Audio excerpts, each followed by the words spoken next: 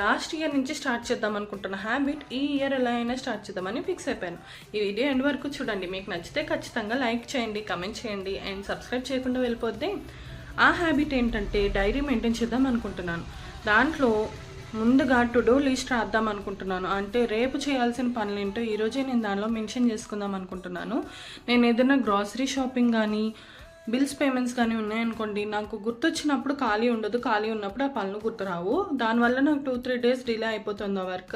ఈసారి నుంచి ఆ మిస్టేక్ జరగకుండా నా పనులన్నీ ఆర్గనైజ్డ్గా ఆన్ టైం అవ్వాలనేసి నేను టు డూ లిస్ట్ అనేది రాసుకుందాం అనుకుంటున్నాను. సెకండ్ థింగ్ వచ్చేసి 2026లో నేను అచీవ్ అవుదాం అనుకున్న గోల్స్ కూడా రాసుకుందాం అనుకుంటున్నాను.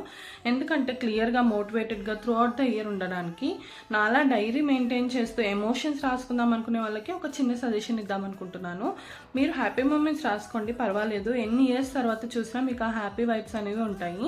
అలా కాకుండా సాడ్ మూమెంట్స్ కానీ కోపం వచ్చిన మూమెంట్స్ కానీ రాసుకున్నారనుకోండి, ఎన్నిసార్లు చూసినా పెయిన్ మనకు ఉంటూనే ఉంటుంది. అలా కాదు, పెన్ను పెడితేనే నాకు ఫ్రస్ట్రేషన్ తీరుతుంది అనుకుంటే రాసి వెంటనే ఆ పేపర్ చింపేసి డస్ట్బిన్లో పడేయండి, సేఫ్.